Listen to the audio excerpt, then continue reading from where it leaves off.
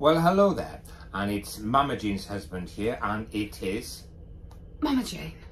Are you sure? Yes. You sure about that? Yes. Okay, and we are telling you about our last port call here on our cruise at Haugesund. And while we were docked at Haugesund, which is a little town, we went on a shore excursion to Skudeneshavn. Or Haven. Mama Jane thinks it's pronounced Haven. Skudeneshavn. I don't know. But if you're Norwegian or a Norwegian speaker, you will know. So please correct us. Well, it took an hour in a sweaty bus to get there because the air conditioning wasn't working properly. And it was about a 50-minute journey to this place.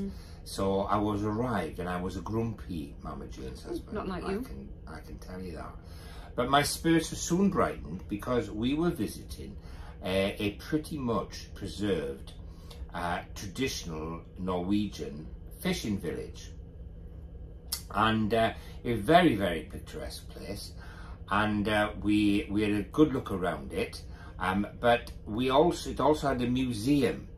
Mama Jane is bursting, wanted to tell you about it. Oh, yes. She hasn't been so excited since the Huskies. It comes a close second to the Huskies. Right, so Mama Jane, off you go. Right. Well, this place it was a house until not that many years ago. And it's not purpose-built museum. And it's absolutely fabulous because you go in and the first thing you come into is a shop. Now, some of the things in the shop you'll recognise because we have them in England as well, although many years ago they're old products. But some are Norwegian, and so we didn't understand the names and things. But you go through the shop bit and then you go into like a shoe department, and that's really interesting as well. Can I just interrupt you there? Because in that shop bit, they also had a chemist, didn't they? I'm coming to that in a minute. See? Shut up. In love. So we came through the shop and the shoe, and above the racks of shoes was the chemist department, apothecary, and it was just fascinating, all the different things. Again, it's not, you can find these places in England, but this seemed really big, and there's so many artifacts in it. So you go through that, and then you go into a typewriting department, and from the very earliest typewriters up to quite modern day typewriters, it was just so interesting. Then you pass through, dentist, all in the house. They were all in the house. Obviously, you wouldn't really have a dentist in your house. Well, actually, as an aside, my dentist did used to work in a front room. Yeah. But I don't think this did. I think this was just there. And so there was the dental chair, all the instruments. It was very interesting. And then we went, what came next? We saw a lot of washing machines. Washing machine, oh yeah, washing machines, different, from the sort of just a tub to various things like that, all different washing machines. We passed all different cameras.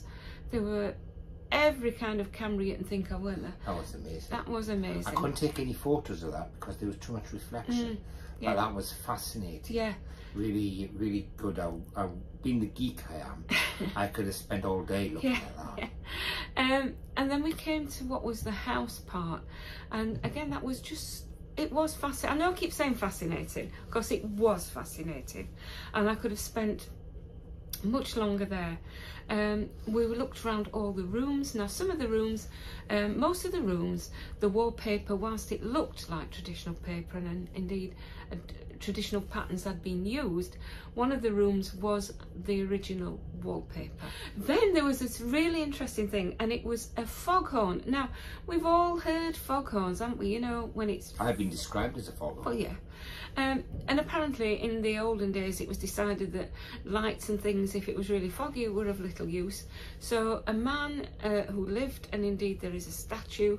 Then there was a part of it, it showed the difference between how the people lived who owned the house, and then there were other rooms where the servants lived. I have to say, the servants' quarters were still quite nice, just small, but they were. You could go through each of the different rooms when you were in the house, whether it was downstairs, and it was a posh house, wasn't it? It was a posh house because they had a parlour, they had a dining room. Yeah, it was all beautifully set out, and I've got some videos which so I'll drop hopefully in we'll for put you, the pictures in without any commentary. And there was also hairdressing, wasn't there? Oh yeah. Now I do remember my great aunt May having her hair permed with this thing that you plugged yourself in. Well, no, the hairdresser did it. Plugged you into the electricity, into the curlers. I dread to think the health and safety risks. Oh, I remember that. You remember that? Yeah, I remember that. Auntie Jean. Yes. I'm sure Auntie Jean used to She may well have done. But anyway, so there was that and all different other kinds of hair cutting, clipping, quiffing equipment. As I say, you could have spent. There were various workshops in the house. Various workshops, leather workshops. Yeah, all sorts of workshops. Yeah. Can you think of anything else that was in there that I've forgotten? I don't think so. No. There's lots of footage, which I shall drop in, and some of it won't have commentary. Yeah. So, but it is fascinating. Oh, it's just. And really, you need more than the time we had to look around. You need hours to look around it. Because I presume you're coming to the next bit. Yeah, the next bit is the boats, and for that, it's a bit of a well, I won't say a boy thing because lots of ladies like boats as well. But I'm going to hand you over to himself. Do tell about the boats. Was equally excited about the boats. Now, I've never been into boats really, and the technology that is around boats, but I've picked up a fair amount over time visiting various museums. But I ain't ever been in a place like this, where it's dedicated to fishing and fishing boats. And they've got the little ones there, which are just rowing boats that will go out and just cast nets, up until to the development to the bigger ships and bits from that, and how the navigation changed, how the rope technology changed, how the mast technology changed. Utterly fascinating, and I was really fortunate to be in the museum at the same time as one of the speakers on the cruise ship. Now we had this speaker, and his name is Alex Alley, isn't it? Alex Alley. Yeah, and he is a yachtsman who has various world records and competition titles to his name. And he seems a right good bloke, I have to say. And we heard him talk on Britannia last year, and we heard him update us about what his adventures on this cruise. And in fact, we also had a question and answer with him today, in fact. But he knows an awful lot about boats. So he was, like you would, like you'd expect. So he also gave this personal sort of trip around all the various bits. And the one thing that really fascinated me was the amount of maths and physics that was involved in the fishing industry. And yet they had no idea of the maths and physics themselves. They learnt it all, worked it out by trial and error. But as I was going around, I could see how all these pulleys would work and all the maths and physics behind it. And I was chatting to him about it, and he was explaining that there was these things called Kelvin's balls as part of the navigation system, and how they worked and stuff. And I just loved the whole thing. So yeah, you'll see lots of videos of ropes and a few of boats and photos. I got some arty photos as well because I got carried away. I will say that the downstairs part of the museum is fairly easily to access, but the stairs going up is extraordinarily steep and a bit rickety. Now I managed it. I could manage it this year, but last year, before my hip replacement, I wouldn't have been able to manage it. And it wasn't so much the going up as coming coming down. down. But top tip, turn round and come down as if you're coming down a ladder. You didn't tell me that. I came down the other way. Yeah. Yeah. I saw the people doing it, and they, and so it was much easier. Yeah. I hate going down backwards. Well, at least if you fall forwards, don't you? And you're not going to fall down. So anyway. I like to see where I'm going. But don't let that put you off. Even if you don't get up into the boat place, go, because it's so worth. Yeah. So worth. Very well done. Yeah. It's the most complete collection of anything. Victorian and early 20th century household items I've ever seen, and we have been around quite a few museums regarding this in various countries, but I would say this is the most complete collection we've seen. Amazing. And the fishing village itself is all white, houses painted white. It's still a working fishing village today. And there's plenty of boats there, and you can wander around, and there's people living in some houses, people not living in other houses, and in this out of the way place, what did we also manage to find? Carrot cake. The most gorgeous carrot cake in the whole wide world, Yeah, weren't it? It probably was. Yeah. And some lovely coffee. Yeah, yeah. And a garden to eat it in as well. Yes, it was lovely. About half of the houses aren't lived in. No, they are lived in, but not all year. They're either rented as holiday lets or holiday homes and used. Not that they've left derelict, no. In fact, far from derelict. They're exquisitely beautiful. And we had a wander around, and it's very picturesque, and we'll drop some photos in of that. And it was, we then walked to a different part of the village, and where we picked up our bus to Haugesund, and we passed this figurehead which had been taken off a ship and been put on the entrance to a park. That's it. There was a memorial to people who were killed in World War II as part of a shipwreck that was took place offshore. And then when we picked up the boats, there was a castle-like structure, and I couldn't hear what the guide was saying about that, and Mama Jane can't remember what the guide was saying about that, but I think that had something to do with World War II as well. Not quite sure. I don't even remember him mentioning it. Oh yeah, there you go.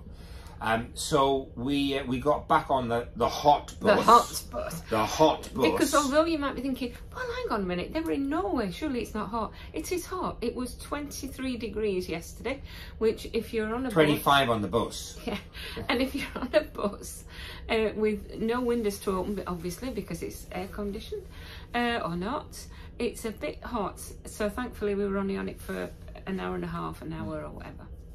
And then on the way back from Skudeneshavn, or Haven, whatever you want to call, we called at a memorial to fishermen who had died. And it started off as a memorial to fishermen who died in one particular incident when they were out fishing one day, where a lot of fishermen lost their lives. But then over time has turned into a more generic memorial to fishermen who have lost their lives. And I thought it was really well done. It was on this windswept, craggy coastline place, which was a bit out of the way, but it's exactly where boats would have run aground.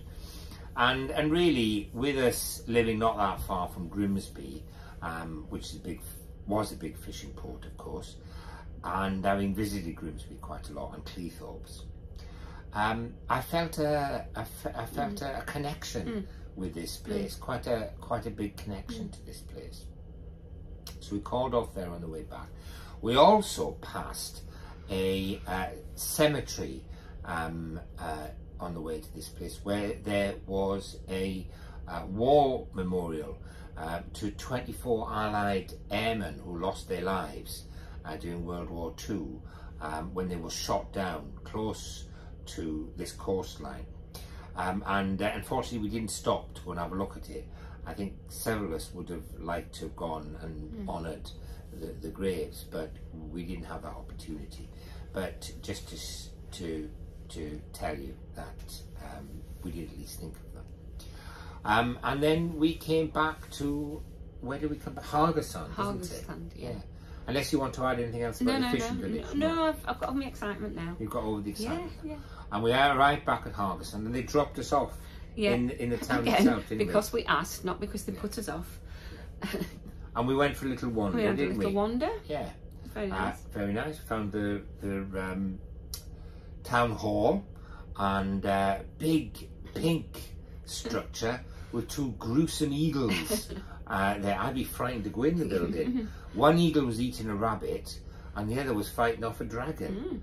So I don't quite know what they symbolised. I found a statue of some dancing ladies, didn't I? That was nice. And there was this fountain, which was also pink, which was, I think, was about fishing as well. Yeah. And I'll drop all these photos. The one thing we have noticed, and I think I've mentioned it before, is that often in other European countries, you get what it is in the language of the country, and then also in English and what have you. Not so much in Norway. I did notice there were a couple of things in German yesterday. Well, I think it was German.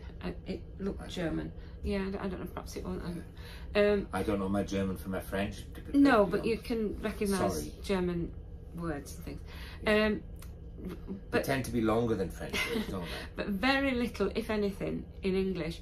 So do be aware of that it's not the easiest place to understand what things are. Yeah, they're not exactly caught up with the idea that they've become tourists. No. Destinations. No, even though they get lots of cruise ships, and they are.